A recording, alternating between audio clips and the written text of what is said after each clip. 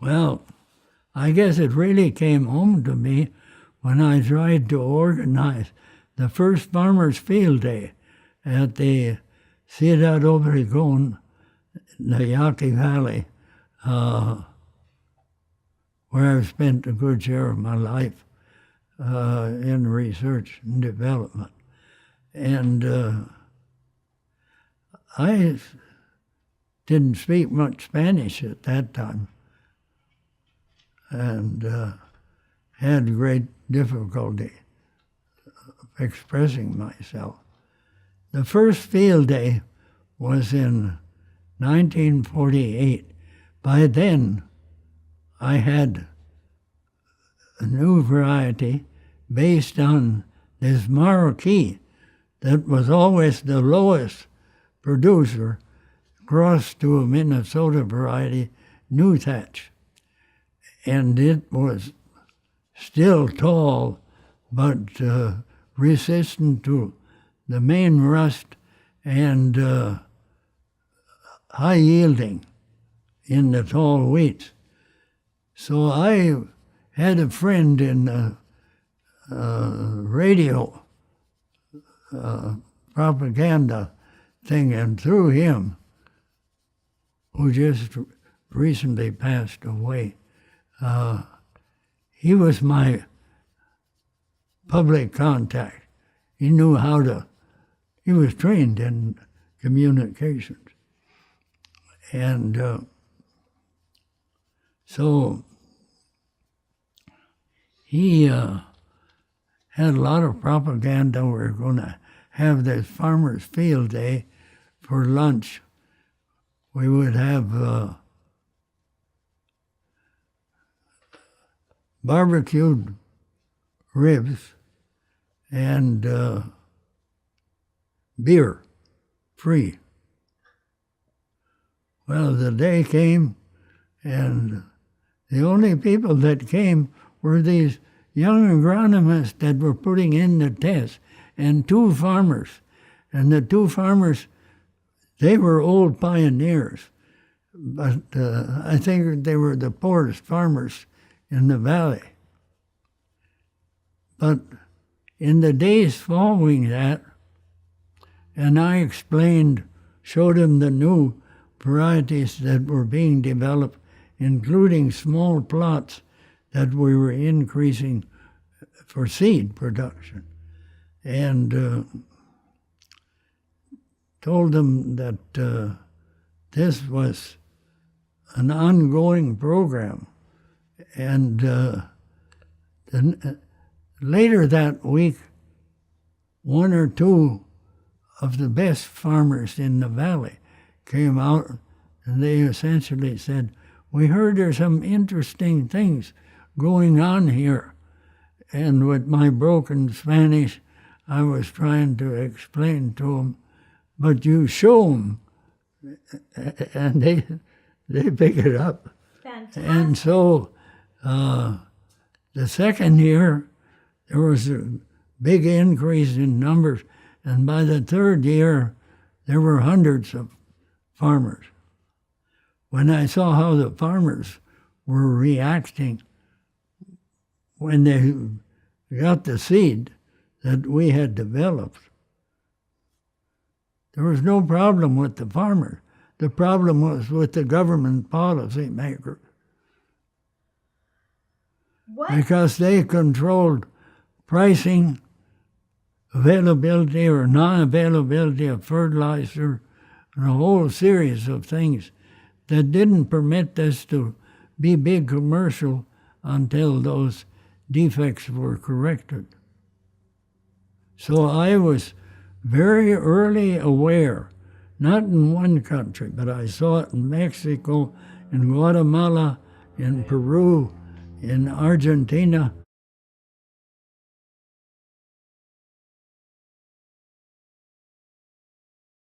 I stood up and I said,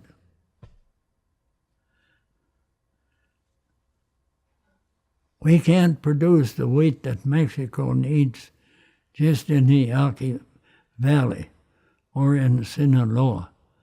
We've got to work in all the areas where wheat was an important crop, especially the Bahr. And if I'm not permitted to do that, I'll leave. And I stood and I said, if Joe Rupert wants to accept it, I'll leave tomorrow. Otherwise, I'll wait until you have a satisfactory replacement. Before I got to the door, Joe Rupert stood up and walked out with me.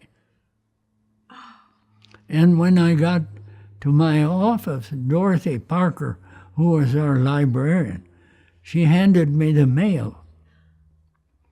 And what was in the mail? And this mail was a letter written to her Bahr by a very practical farmer in the Yaqui Valley who had his farm right adjacent to us. And he used to loan us machinery because originally in 1933 or 4, when Rodolfo Cais was governor, he set up that station where I worked.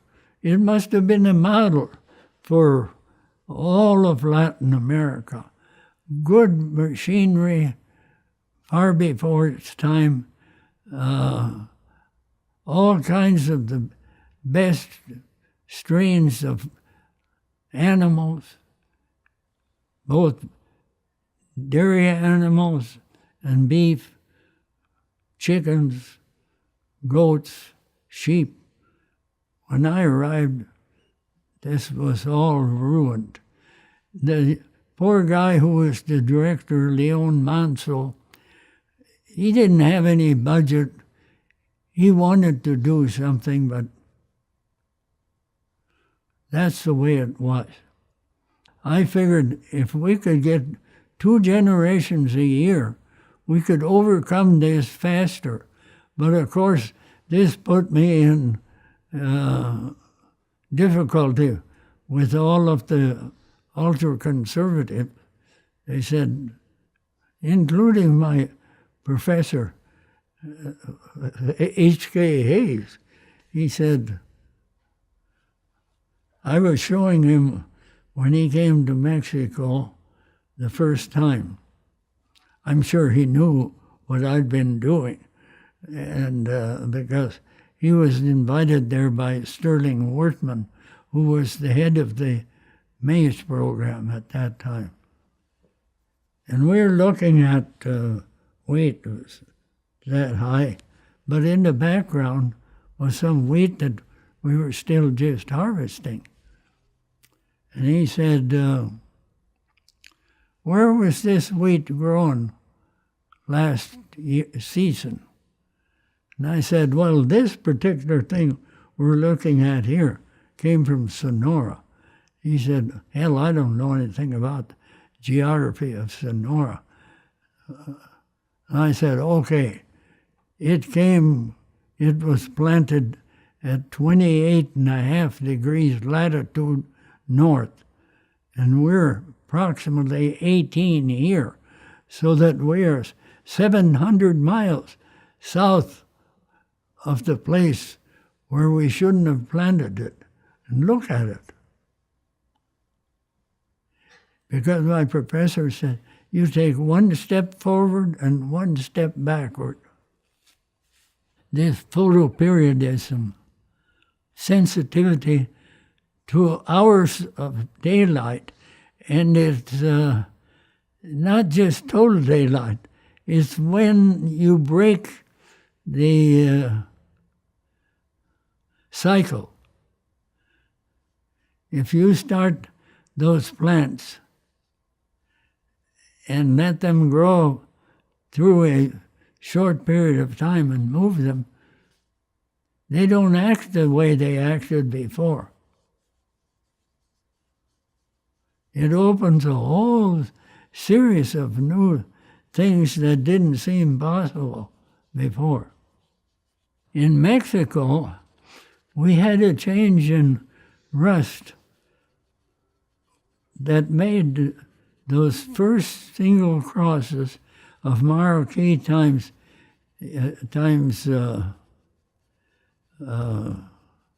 New Thatch, we called them Yaquis, the varieties. We had 4 of them, at different maturity, that were in these international tests, growing at maybe in the beginning at 20, 30 locations by students we had trained who believed this. And later we had it at more than 100, including India and Pakistan. And so the data confirmed our hypothesis that you could cut the time in half by planting early, taking a risk in Sonora on frost, harvesting a little green, drying it, replanting, and getting a second harvest by middle of June. In my mind, I always said, why is it that by then we'd done testing with the old Minnesota, Montana, and Canadian spring wheat? Why is it that those things you can't bring down, because we had yield tests with them included, comparing to the new ones. You can't bring them where the day length is 38 degrees or less, because they're the lowest yielding wheats when that happens. And yet here are the crosses that came from this. And I had been forced by rust to make a second group to avoid a rust epidemic in Mexico. The first ones were Yaqui times, or I should say, Marquis times New Thatch from Minnesota. The second one was Mentana, an Italian wheat, crossed to Kenya that had rust resistance. And combining those, this new rust didn't cause us any trouble. That saved us from a rust epidemic in Mexico. And then people used to say, this is luck. And this was the time when Paul, what's his name, was writing about population monster. Oh, yeah. Paul and the Paddock brothers. And I got tangled into that too, because I said, hell, we can produce what's needed for India and Pakistan if we get on with this use of the new technology. And that became a very divisive issue. In 1950, 51, 2, 3, and 4, there was a new epidemic of stem rust in the USA caused by race 15. We had, by combining the crossing of the Yaqui 48 and the Lerma Rojo, which was Lerma and Kenya, our wheats were resistant to that. But the resistance in the U.S., that they were bad quality, all kinds of reasons, by the top university professors. Not all of them. There were a few like Stakeman that said, let them talk.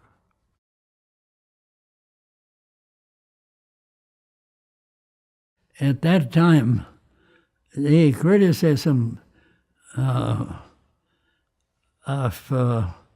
Pakistan and India especially, they said, with this amount of people, there's no hope. They've got to die off to a fraction of the population of today. And I had seen enough on these tests that my trainees had run in many countries do not accept that. But there's behind the scenes, the Rockefeller Foundation and the Ford Foundation, both of them together, had decided that the breakthrough in production should come in India. The need was the greatest, and it was to be built on not wheat, but on sorghum and millet and cassava. But then the Mexican wheats got into the picture and screwed all of that up.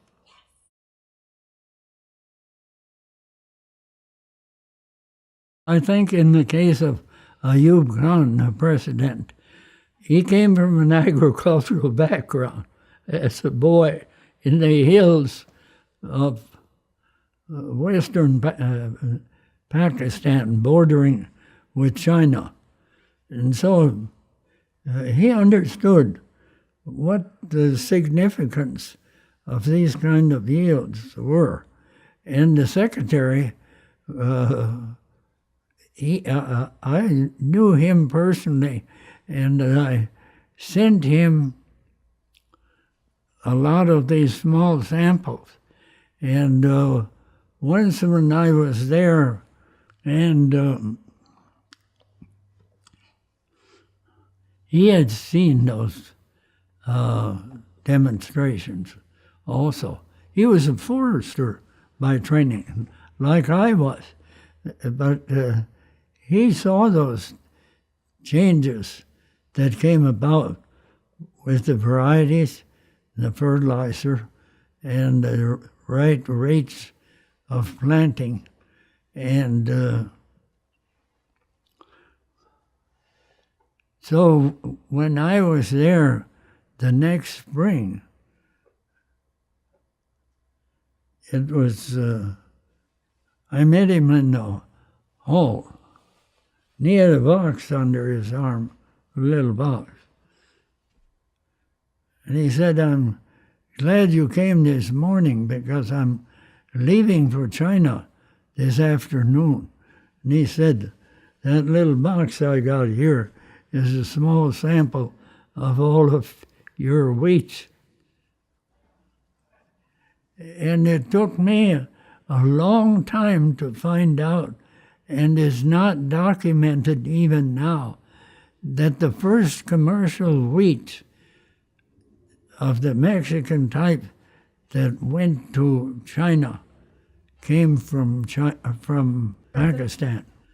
I say that the only way that the world can keep up with food production to the levels that are needed with the growing world population is by the improvement of science and technology, and with the right policies that permit the application of that science and technology. And that includes availability of the improved seeds, the fertilizer, how much of each kind of nutrient, and the control of weeds, which is very important. And then finally, this whole question of credit and policy on pricing. All of those have to be part of the package. And we had the good fortune in Pakistan of having a person who was really not supposed to be working in agriculture. Haldor Hansen was the Ford Foundation country representative. Ford Foundation at that time was not working in agriculture. They were beginning to collaborate in India with the Rockefeller Foundation, but in Pakistan, no. But here was Haldor Hansen when we had demonstrated how much improvement you could get in yield. He brought in from Mexico Dr. Ignacio Narvaez, my most trusted and most experienced Mexican who had grown up under the system. And he had an unusual economist, Alvar Arsvik, a Norwegian, who was different from the rest of them because he wanted to see what happened with these different treatments. So he actually went out and looked at those demonstrations, and he saw the errors that were being incorporated, and so he was strongly supporting Narvaez and Hansen. And Hansen, the only way he had to get into production was through this demonstration. So Narvaez from Mexico, and Arsvik, the Norwegian economist, and later Bob Havener, who the Ford Foundation damn near destroyed the program when you could see everything was ready to unfold. They sent Hansen as the new director to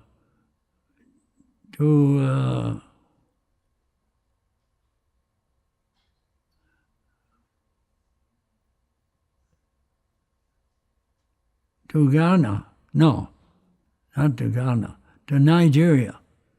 And they sent Narvaez and Arsvik and Havener, who later became director of Siemens, to Lebanon to start the program of the dry land.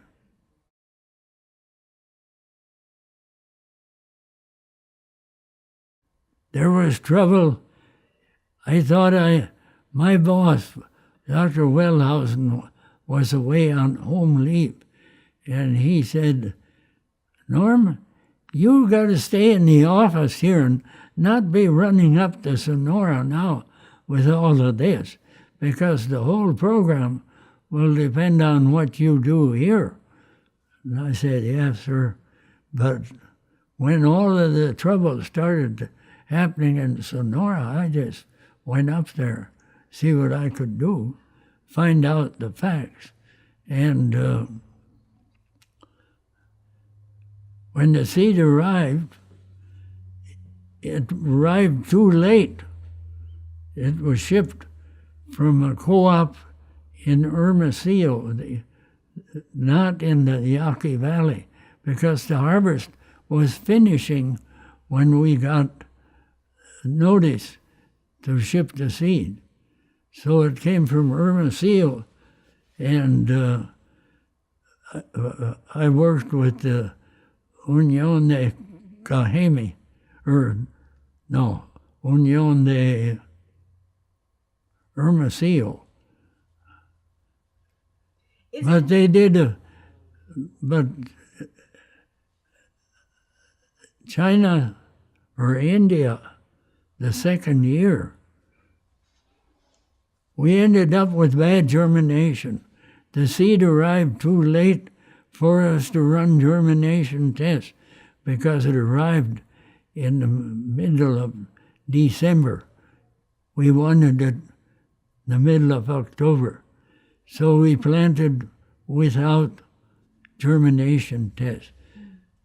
And I was in southern Pakistan, and our vice was in northern Pakistan. And a few days after planting, we were digging. We saw something's wrong with the germination. So we told the ministers to double the seeding rate. And of course, that doubled the cost. In this period, from the time we shipped in the first semi-commercial quantities of seed to Pakistan and India, there was many things that went wrong. Very few of them went right. Delays in shipment from Mexico, even though I thought I had arranged it all at the border, the Mexican bureaucracy got into it. And then the seed for both Pakistan and India were on the same freighter going out of Los Angeles. Well, I should have added that when the seed came to Los Angeles, it was shipped through the area closest to the airport coming from Mexico. And that was where all the trouble was going on in bureaucracy. I knew at that time that civil unrest was tightly tied to availability of food, and that the first thing that there will be uprising against was shortage of food. I recognized that. And so we began these multi-location testing, not just in Mexico and India and Pakistan, but in other 30, 40 locations from Canada to Argentina. And then it was 100 locations. And then you could see clearly what was happening. And it was mostly young people that we had trained that carried the burden, because they had seen the changes, not just numbers. They had seen the plots. So you didn't have any problem convincing them. It was the government, policy makers. But fortunately, there were a few like Ayub Khan and his Minister of Agriculture who saw the light. And then not too much later, Swaminathan and his Minister of Agriculture, Subramaniam, and his Minister of Finance, Sivaraman, they were all three from the south, not wheat-growing areas originally.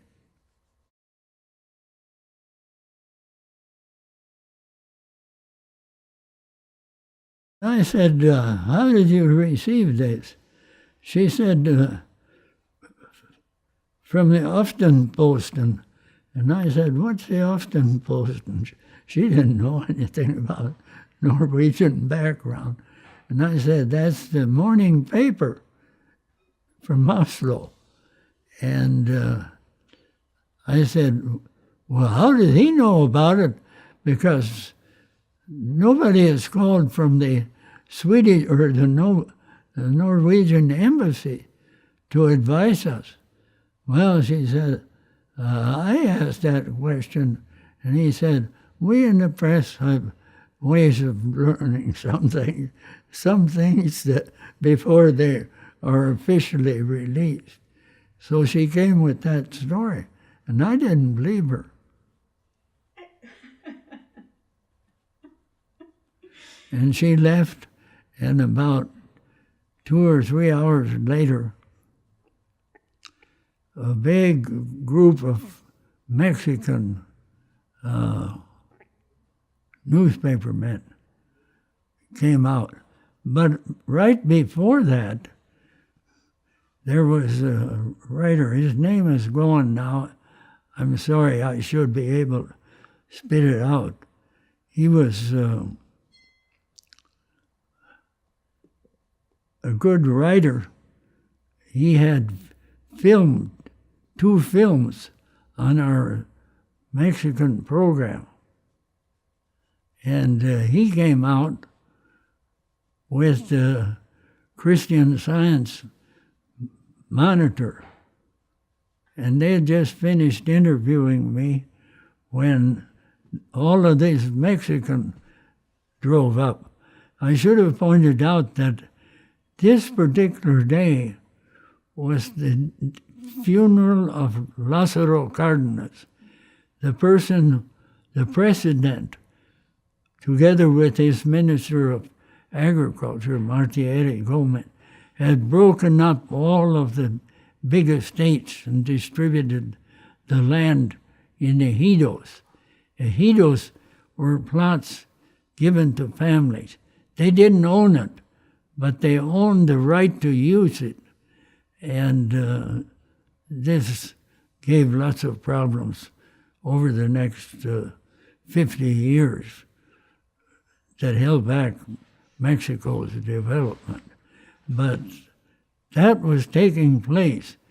And so I said, I'm behind in my harvest because it's rained in Toluca. For me to go to that funeral, there'll be 500,000 people there. Why should I go? So I went out to Toluca, and that's where my wife, she found out from the office where I was, and she got a driver, and the wife of Dr. Osler, they came out to find me and gave me that message.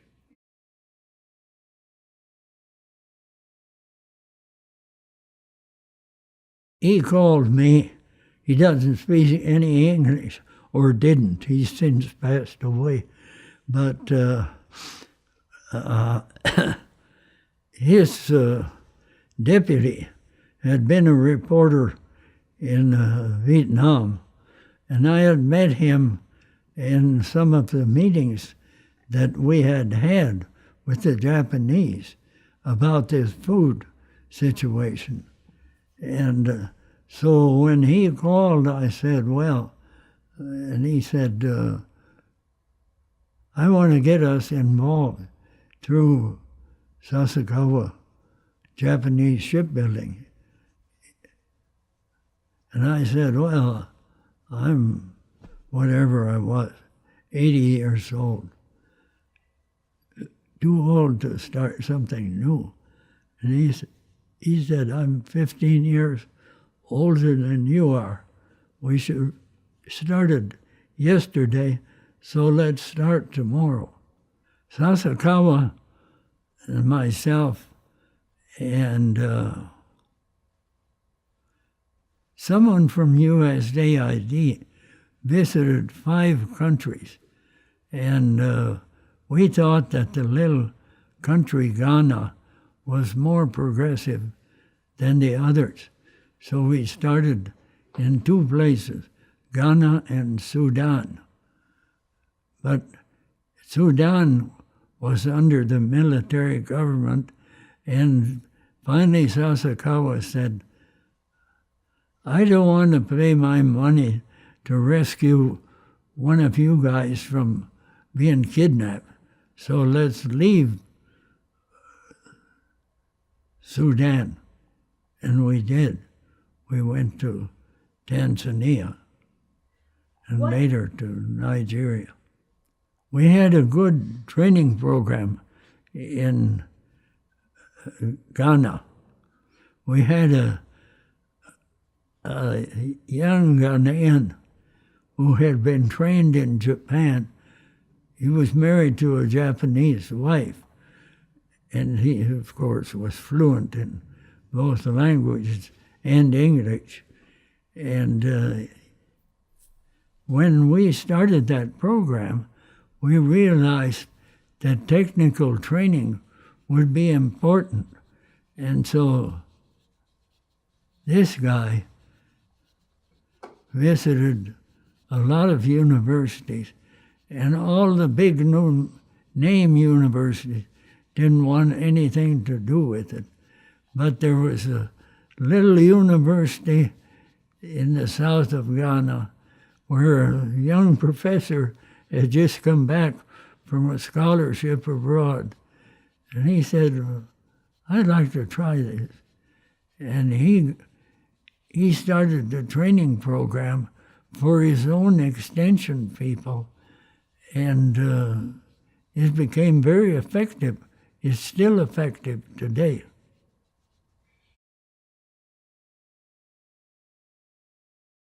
I went to a one-room country school, New Oregon, number 8, where in the winter there was probably 15 or 16 students. The rest of the year, when there was farm work, there was only probably 10 or 12. The difference between winter and spring was that many of the students were still studying when they were 17 to try to finish the 8th grade, and they came only in the winter months when there was no work in the fields. So one teacher, had to deal with 5.5-year-olds to 17-year-old boys. How she did it beyond me. My grandfather, he was a self-educated person, but he had a high regard for school. He always used to say, when you're young, you've got to study to put information in your brain that you will use later in life to improve not only your well-being, but that of your neighbors and friends. And quite by accident, that was the slogan of the Rockefeller Foundation, which was their existence was for the well-being of humankind. I was, I think, a pretty good student. My grades were good. I was, in high school, I got the American Citizenship Award and the Coach's Medal, which were two of the honors that were given by that little school. You walked, except when there was an unusual blizzard or storm. Then maybe one of the neighbors would hitch up the sled and 2 horses and come and take all the students that lived in the, near where he lived. But with that exception, you always walked. See, this was during the worst of the Depression. I was in high school beginning in 1929, which was when the bottom came out of everything. And there was, the local banks went broke, there was unemployment. I thought it was bad in the rural areas, but in 1933, when I went to Minneapolis to try to get into the university, I found out what the Depression really was like. Unemployed everywhere. I went downtown about a week before classes at the university started.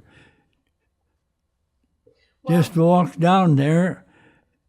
I saw a lot of people milling around, and I'm a country boy and never seen anything like that. And I was in the middle of the milk driver strike, didn't know it. Suddenly, a cameraman trying to get up to get a better picture with his tripod, his foot went through the canvas top on the car, and then all hell broke out. They beat him up and busted his camera, and that triggered right when the trucks, I guess in this commotion, they figured they could get out better. The trucks for this milk company. And when they came out, there was people being beaten with baseball bats and clubs of all kinds. I guess I owe a lot to my cousin, Sina Borlaug, who was later my teacher in grade school. But when she was young, and I was very young, I should tell you that there was an unwritten law among the school children in those areas. When there was deep, fresh snow, one of the biggest boys in the neighborhood where most of the people lived, he would go in front and open a path. And then the little ones were in the center. And once in a bad blizzard, I just couldn't go any longer and lay down and wanted to give up. And Sina, who was then 8th grader, I suppose, she grabbed me by the ear and whacked me on the face and got me going again. This was the way that these young kids went to country school. When it was a very bad blizzard, you couldn't see only a few yards, then one of the neighbors would come with a sled and 2 horses and take the children. But most of the time you walked. Cresco was a small town, but it had good athletic teams, both in football and wrestling especially. And the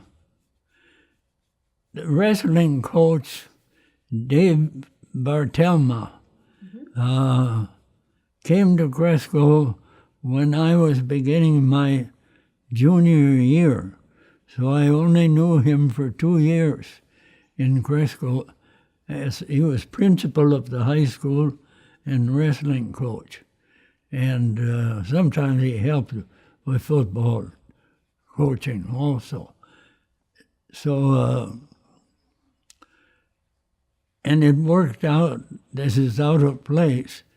But he was a strong disciplinarian, and there was no smoking, there was no drinking with him around. And later, when I was a junior in the University of Minnesota, I got him transferred to Minnesota as head wrestling coach. And he went on from there after the war to become director of athletics in the University of Colorado.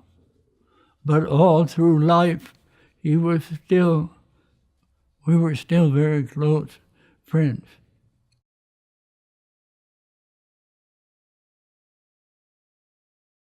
They were fortunate in that none of them were deeply indebted.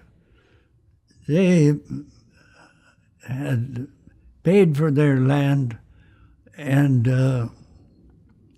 they So when the banks went broke, they lost their deposit in the bank, but they still had their land that wasn't taken away. Many of the best farmers, who were the people that had expanded their operations so that they were cultivating hundreds of hectares, they had loans, and those properties were sold at sure sales. And those sure sales got to a point where they were rigged. And this was where the Farmer Labor Party started. It was a joint undertaking by the laborers in Minnesota and the farmers. So that this didn't happen early, but it happened over a period of 3 or 4 years. When a sure sale was announced, there would be somebody that would organize all the people in the area that were going to buy this for a small amount and turn it back to the farmer. Oh. So, and if anyone tried to bid what it was worth, they got beat up too. I had one uncle who was a bachelor all his life. He was a curious guy also. He was self-educated, but as an economist, he knew what was going on. He bought for himself and for we grandchildren, when I was the eldest, probably 12 or 13, the textbook that was used in economics at Cornell University. Wow. And he predicted the Depression before it happened. The second person that had a great influence on my life was George Champlin. Now, he had graduated from Cresco High School a year before I started, so I didn't know him. But his father had been county recorder for 20 years, and he knew my dad. And he used to tell Dad that your son should go to the University of Minnesota, where my son is now a junior. No, he was a senior, a halfback on the football team. And eventually, this happened. Champlin took me up there, and my closest friend in high school, Irvin Upton, he took the two of us. Prior to that, all the good wrestlers from Cresco High School went to the University of Michigan or Iowa State. So I was a renegade. I went to Minnesota because of George Champlin. And George Champlin was a good public relations man because later in life he was the vice president in charge of personnel at General Mills, and later a number of other large milling and baking companies. I thought things were bad in Cresco, the little town. There weren't any industries there, but I saw all the local banks go broke. I saw farmers lose their land, sheriff sales. I saw the reaction of the farmers that was later forming the Farmer Labor Party of Minnesota. It was during this period when labor and farmers came together to form the Farmer Labor Party, of which later Humphrey was the vice president from that background, and also Mondale. And the third one that came up to that rank that played even a greater role in what happened to me was Orville Freeman. He was a football player, and I knew him. We were the same class. And he later became Secretary of Agriculture of the USA during the worst of the period when Franklin Roosevelt had to make all of the changes that brought us out of the Depression. And of course, the person who everybody looked to bring us out of the Depression was Herbert Hoover. He had done so much for poor people in Belgium and in a number of European countries. But he took office right when everything collapsed, and he couldn't cope with it. And when Roosevelt was elected, those were when the big changes took place. I had good grades. Irv Upton, my close friend, had good grades too. But we had to take this entrance exam because the ninth grade, first year of high school in Minnesota, was a junior high school. And so that credit didn't count on math and science. So we had to take this special exam. And I flunked it. Irv Upton passed it. And I was scared. This was, I figured if I failed it, I wouldn't have any chance of getting in.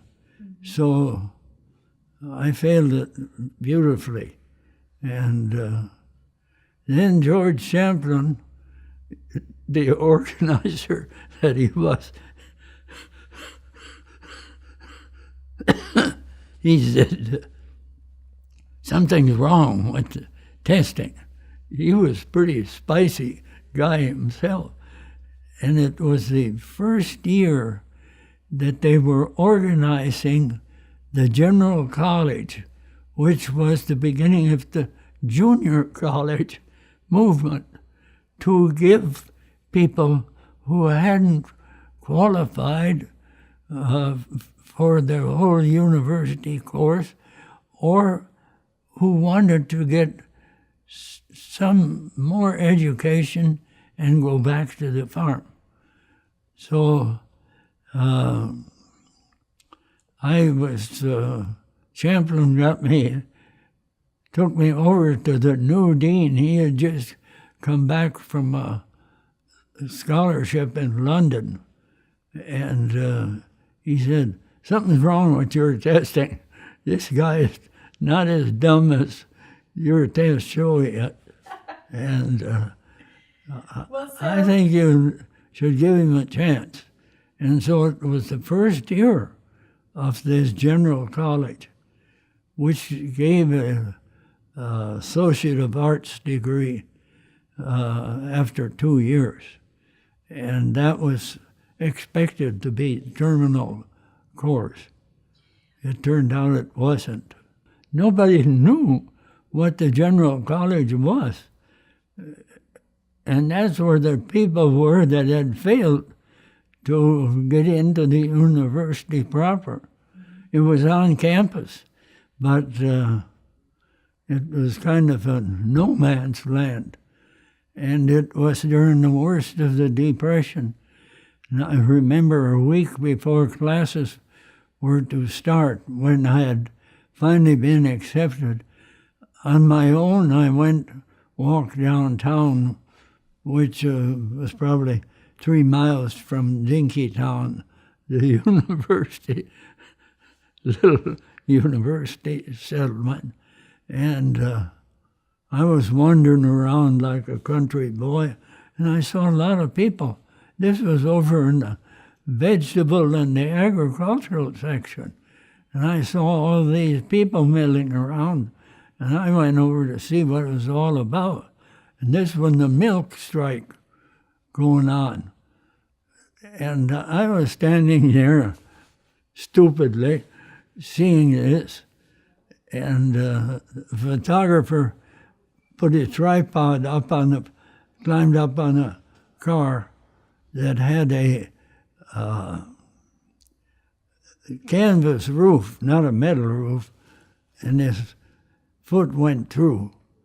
And when that happened, the crowd took that photographer and beat the hell out of him, busted up his camera.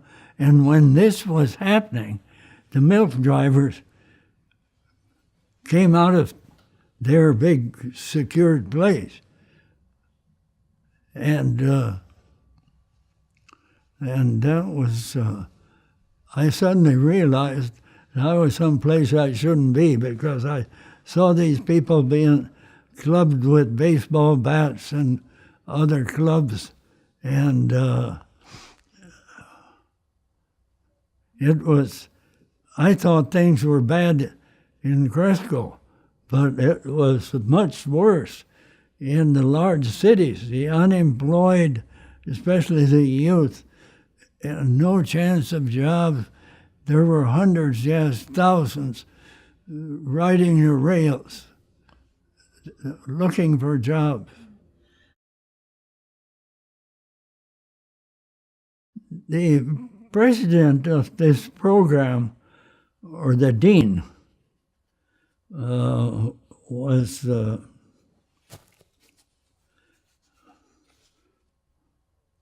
name is gone. It'll come back in a minute. Fred Hovde. And Fred Hovde, George Champlin knew him from football days, because he had been captain of the football team, I think, in 29, and he had gone to London on a scholarship, and he was back. This was his first year back when they opened the General College, and he was a wonderful person. Later he became Purdue president of the University of Purdue. But that was a long way down the road. And he was a chemical engineer by training, and a good scholar as well as a good athlete. And Champlin knew him, and he was a guy that, even with the bad score on the special exam, he said, "You guys are theoreticians. This guy isn't as bad as you think he is." And so he got me into the General College. And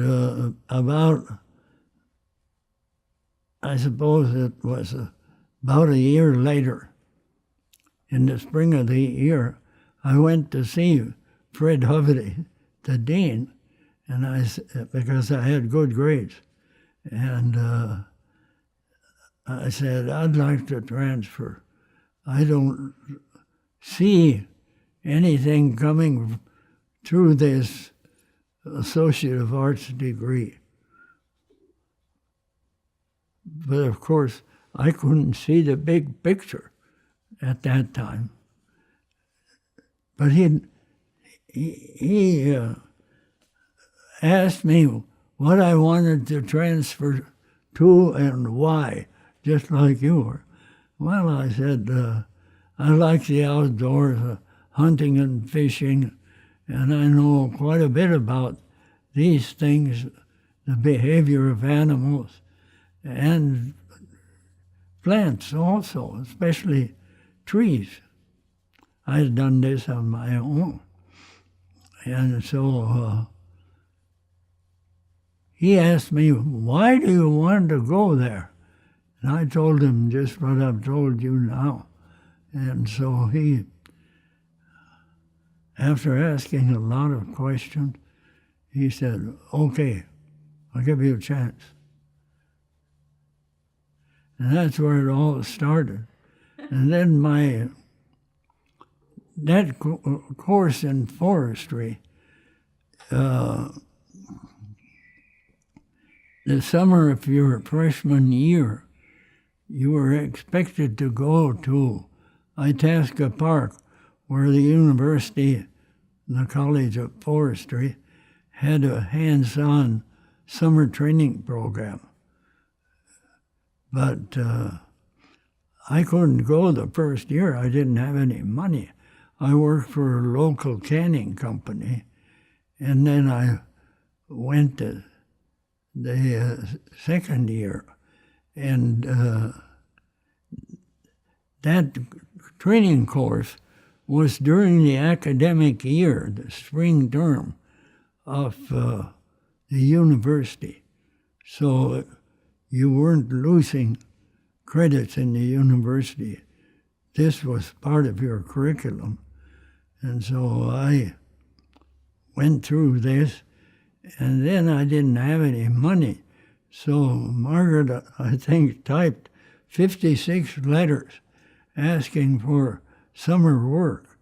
And I only got one reply, and it was from the Northeast Forest Experiment Station in New Haven, Connecticut, where a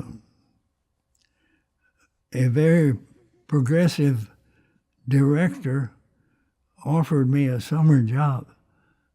And so I hitchhiked out there, and this was Dr. Bahr, and this was unique. He did this. His whole summer workforce were students, unlike any other program. And he was concerned about we young students. And I have a picture of about, I don't know, 6 months later at one of these camps where by that time Barthelma had moved to Minnesota.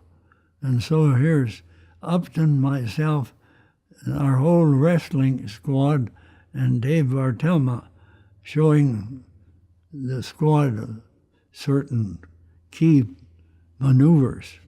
As soon as we arrived in Minneapolis, Champlin took Upton and I down to the university coffee shop. It was a small restaurant, had 3 bars, and then a set of booths down one side. And this guy was an athlete. He'd been on the U.S. Olympic team.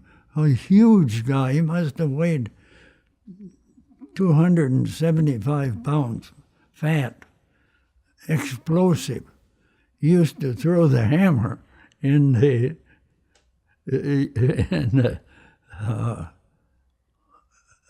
Olympics of 1928, I suppose it was. So he owned this coffee shop. His mother took care of all the food, the cooks, and the student workers. And she was, just to give you a feel of how bad things were, because they were trying to help students, but our breakfast was a cup of coffee, 2 pieces of toast, and prunes. 6 prunes.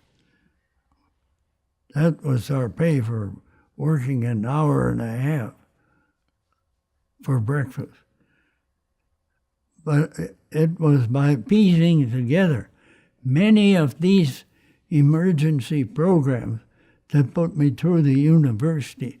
By that time, things were so bad that Eleanor Roosevelt especially, the wife of Franklin, she said, we're going to lose a whole generation of young people unless we give them a chance for education. And from her activity came NYA, National Youth Administration. This led to each state appointing a director of NYA, and they got a certain sum of money to be used by university professors. They would pick a good student. You had to have a B+ average, and you would go for an interview, and they tried to find out why you were ticking. And so I got the first year, I got assigned to the Department of Entomology, pinning up those little bugs. This graduate student was working on his doctorate degree, and so I pinned up his little bugs. This was jackpine sawfly, very small insect, and then I cleaned up the labs for all the other professors.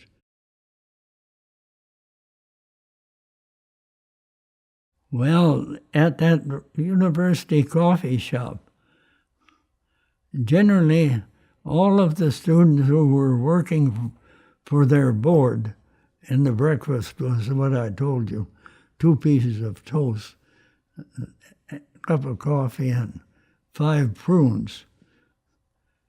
That was not because they were bad people, but they were in financial trouble. And before the beginning of my second year, they went broke. And so things were bad everywhere. But by that time, the NYA, the National Youth Administration, and many of these other jobs were opening up, and so I got shifted to those. But I met Margaret. She was working for her board also. She was 2 years ahead of me in the College of Education to become a teacher.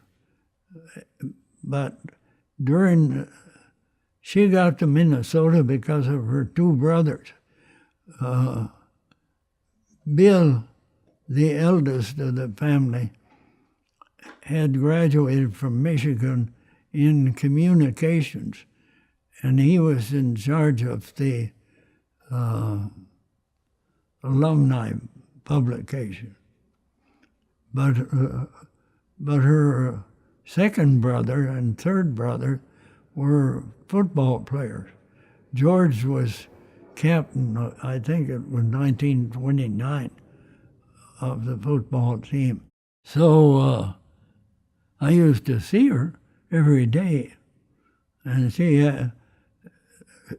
asked what I was studying. And by that time, I had decided I wanted to be a forester, and she didn't know anything about that. But we kept talking, and she was as poor as I was, although she had better contact because of the 3 brothers. But eventually, when the coffee shop went broke, she was out of trouble also before she started working part-time as a proofreader on the alumni magazine with her brother.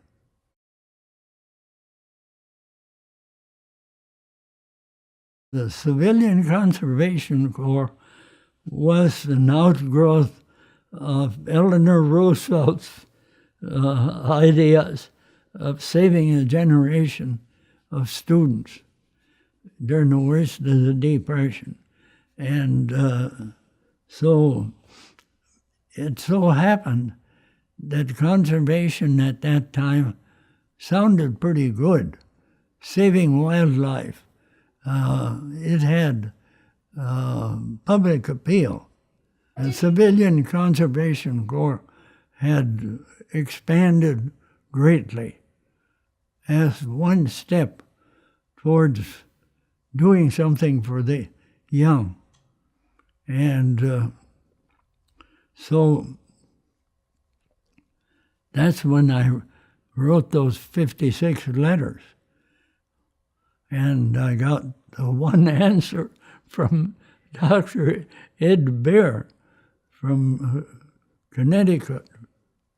At that time, the Forest Research Center was in Yale, and he was professor there. But he was looking at the social problems as well as the technical problems.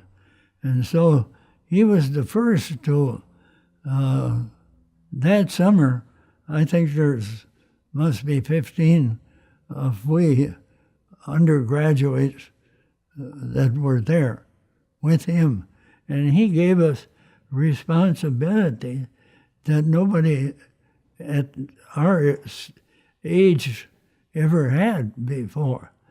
And that's where I saw in our CCC camp, Civilian Conservation Camp, I was a leader in 2 of those camps. And I should say it was a leader after a weather disaster. By that I mean the hurricane of 1938. Ordinarily, the hurricanes come up the coast and go off into the Atlantic, and New England doesn't suffer. But this time, there was a tremendous low-pressure area in New England. And so this hurricane in 1938 that had gone out to sea was sucked back, and it hit Rhode Island first, Connecticut, Massachusetts, Vermont, and New Hampshire. Tremendous destruction. And so the Forest Service was organized as the timber salvage operation. And among others, a year later, in 1939, the timber salvage operation. And I saw these young kids, 16 or 17 years old, that were coming out of the slum areas mostly of Boston and other cities. And they were hungry and miserable, and I saw them become good young citizens. And in the process, we salvaged a lot of timber because you had to do this because all the roads were blocked.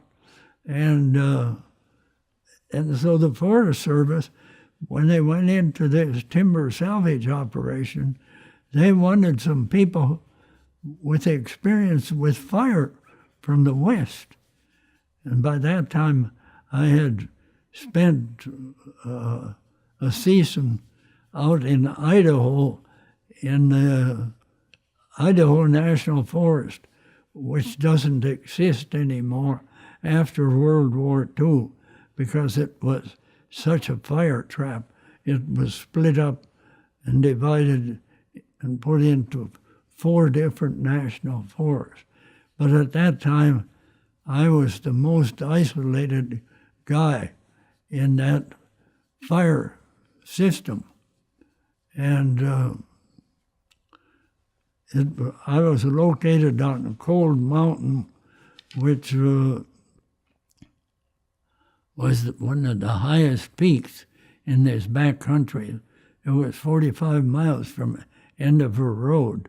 So in New England, in 1939, when the Forest Service started this timber salvage operation, the head of the program in Gardner, Pitcher,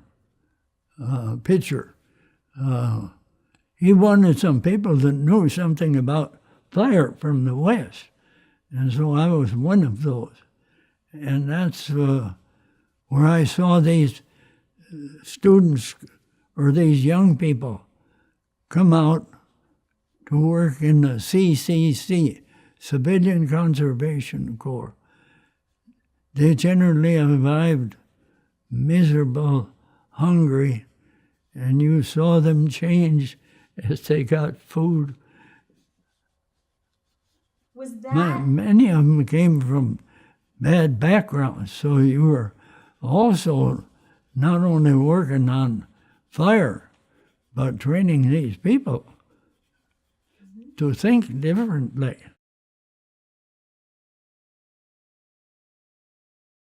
I had done a good job in 1937 in Idaho, and so when I left, the supervisor of the Idaho National, he said, we'll have a job for you the first of next year, which would have been the first month of 38. But then I got a letter about a week before saying, would it be all right if I came in June 1st, rather than January 1st, because of budgetary problem. So I went over to see Dr. Stakeman, who I had only met once about 3 weeks before the end of the term, when I saw that this Dr. Stakeman, a world-famous plant pathologist, was giving a lecture on these shifty little enemies, the fungi, rust fungi, that destroy our crops. So I went to hear this, and he was one of the old story professors. He wove into it history of background of parasitism of the rust fungi, other fungi that were dangerous from the standpoint of our cereal crop. And I was fascinated. And I said as I left that room in mid-December of 1937, if I ever have a chance to study in graduate school, I want to study under a person like this. Dr. Stakeman, the kind of person he was the old school. He may have been a plant pathologist, but he was a biologist in the broadest sense. And he wove into his lectures the story of going back to the Bible, to the rust epidemics. And so when I was asked to delay my arrival to the Idaho National to the 1st of June rather than the 1st of January, I said, what am I going to do here? And so I talked to Margaret also, and she said, why don't you were so impressed with Dr. Statement, why don't you go and see him and see if you can register for graduate training for these 6 months? And so I went to see him, told him my background. He asked a lot of questions. And I told him, well, this is kind of just to fill up 6 months. He said, that's a pretty poor reason to go to graduate school. But he kept asking questions.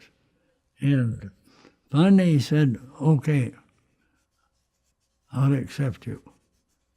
And so that's when everything started to change.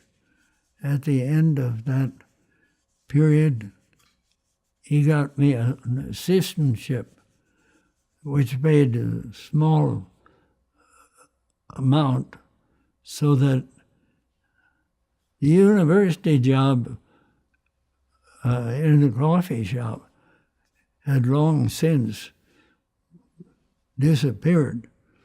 And but there were these other programs that Eleanor Roosevelt, the CCC, and so I worked on many of these things and was able to put together enough to live on.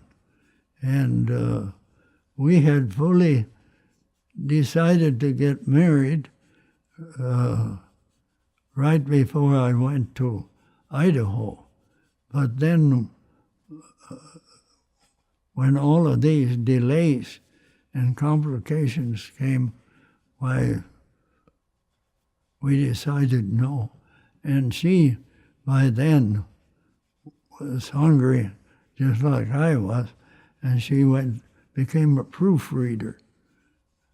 This was before the time of all of these gadgets that read your proof today.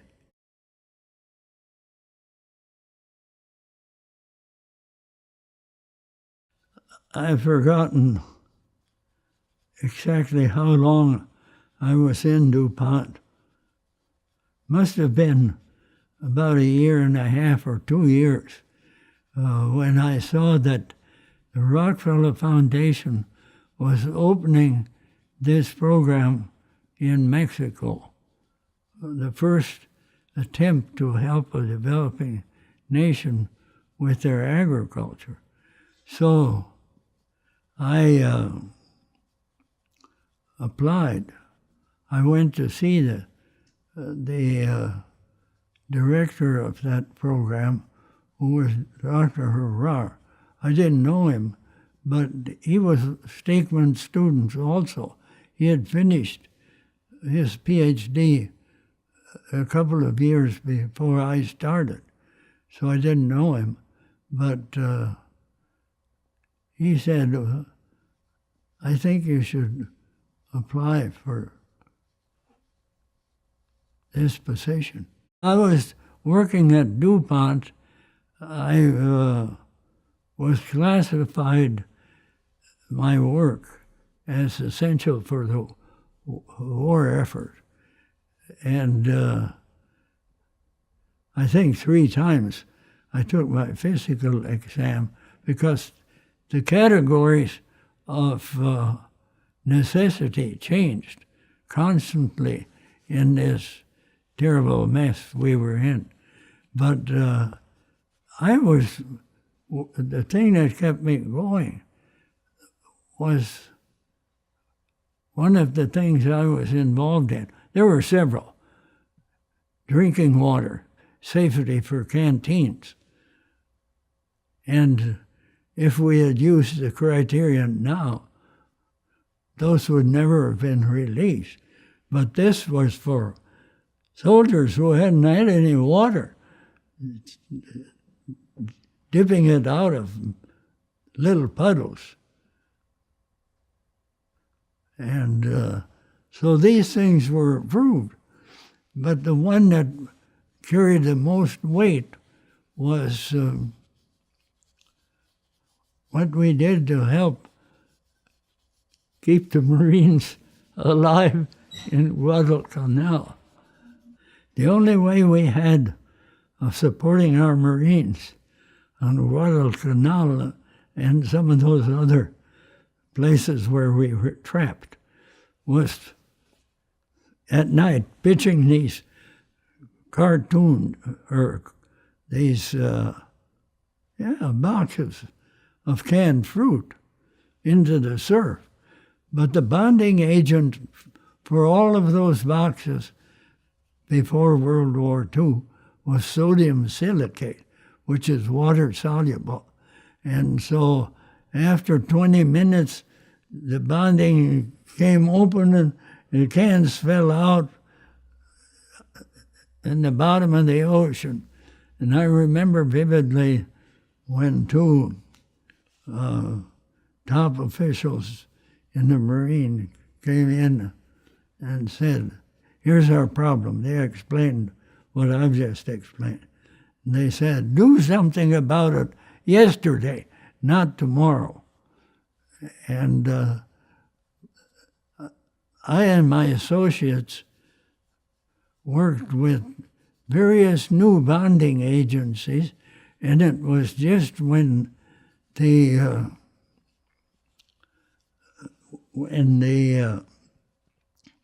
new plastics were coming into being, and we had a big test room where we full of molds of bacteria and fungi where we subjected all of our tests. And one of these, which was one of the new plastics, survived very well. And we began using that. And so those things would get washed into the surf.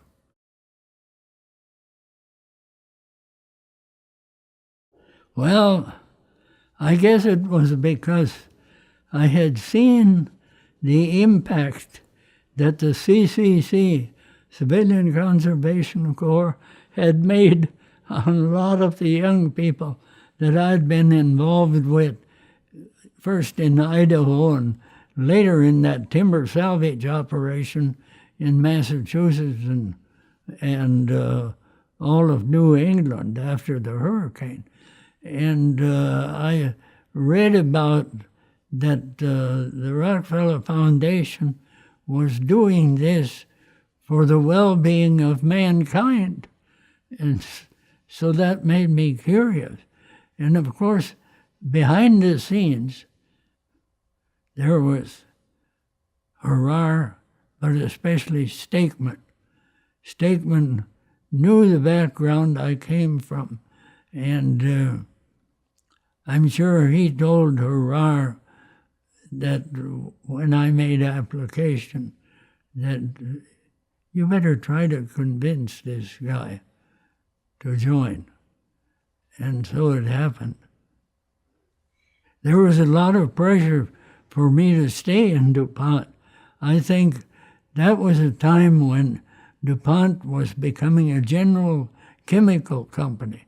It was buying out a lot of small chemical companies to make what is today DuPont de Nemours. And I realized that it was an unusually good place to be because I was one of 2 or 3 people with a microbiological background. As a matter of fact, if you look in my biodata, I think DuPont classified me as microbiologist.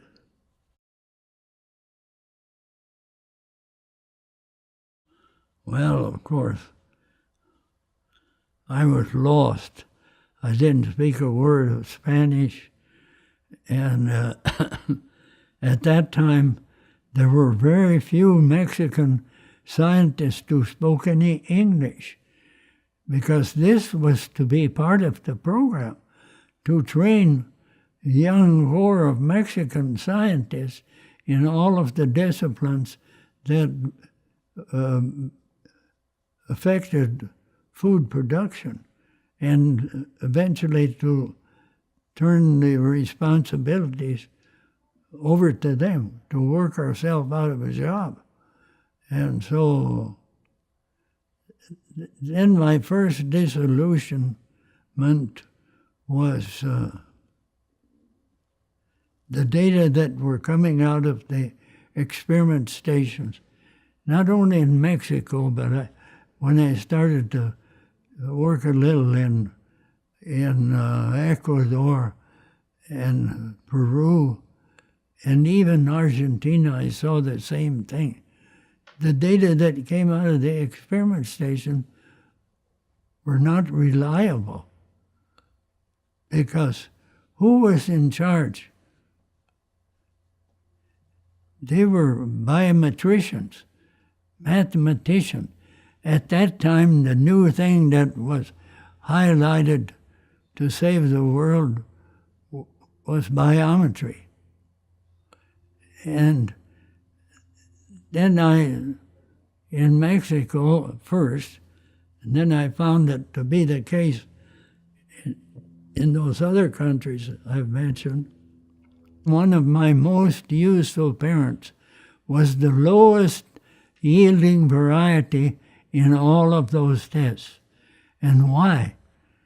Because it was the earliest maturing. And since they didn't harvest when the crop got mature for each variety, the birds had eaten most of the early maturing variety.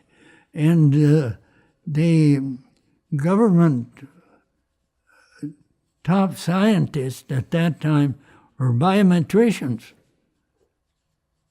They sent out the plans of how these young agronomists were to plant the exact numbers of rows and the length of the rows. And we had to cut the whole damn plot. We didn't have threshing machines. We'd thread it out with animals. It was a mess. I tried to convince people that we should take samples out of this, out of each big plot. But no, they were set in their way. And I have found out since then that this is the way bureaucracies are formed.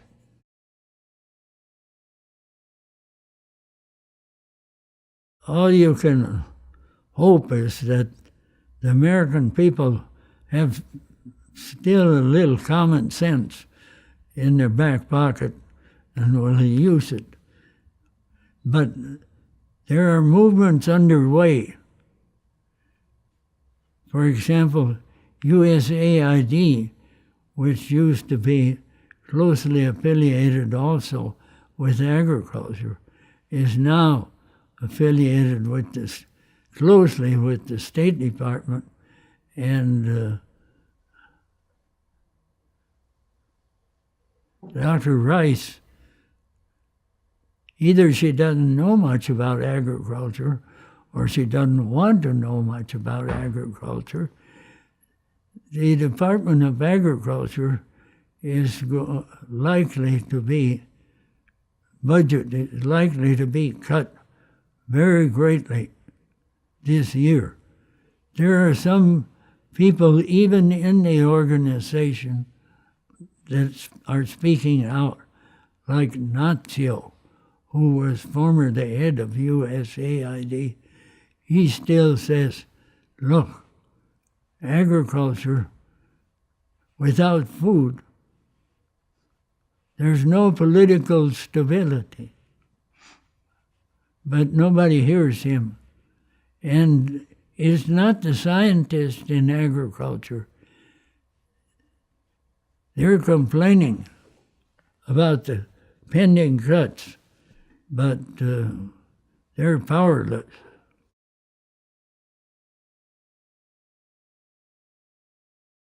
Well, This was the book that was written depicting the life of Henry Wallace. And Henry Wallace, during the worst of the Depression, carried a disproportionate part of the changes that were being forced through Congress by President Roosevelt and Mrs. Roosevelt, so that he was a very important visionary, and I knew him personally. Wallace was vice president-elect for agriculture when President Roosevelt wanted him to go as spokesman to the installation of the new government in Mexico. And that was also the time when the president who was stepping down from the presidency, Lázaro Cárdenas, the great land reformer, and his Minister of Agriculture, Martí Gómez, were changing everything in Mexico, bringing in the yield system. Prior to that, if you look behind the scenes, there was probably only somewhere between 300 and 400 families and the Catholic Church that controlled the great majority of the land in Mexico. And that was coming to an end. The yield system had been established by Lázaro Cárdenas when he began his presidency in 1961 and was now terminating. And so it was a critical period. Now, sadly, those people never got title to the land. They could use it for their lifetime and hopefully pass it on to their children. But it was something that held up development in Mexico for, well, it would have been 45 or 50 years. I knew Henry Wallace personally very good, and when he was really involved in getting the U.S. and the Rockefeller Foundation involved in agriculture.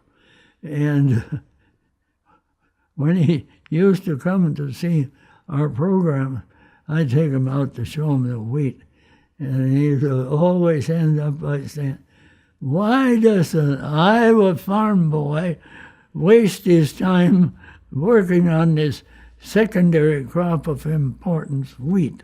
Why aren't you working on the corn?"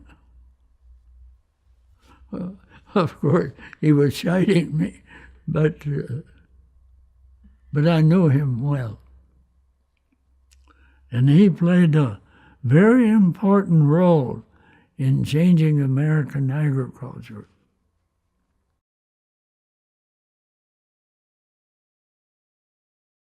Study broadly. Don't specialize too early. Read history. Sooner or later, you're going to have to specialize. But within the limits that you have to take obligatory courses to get a degree, keep your general education as broad as you can, because you never know what doors are going to open to new opportunities 10, 15, 20 years down the road, because of changes in science and technology.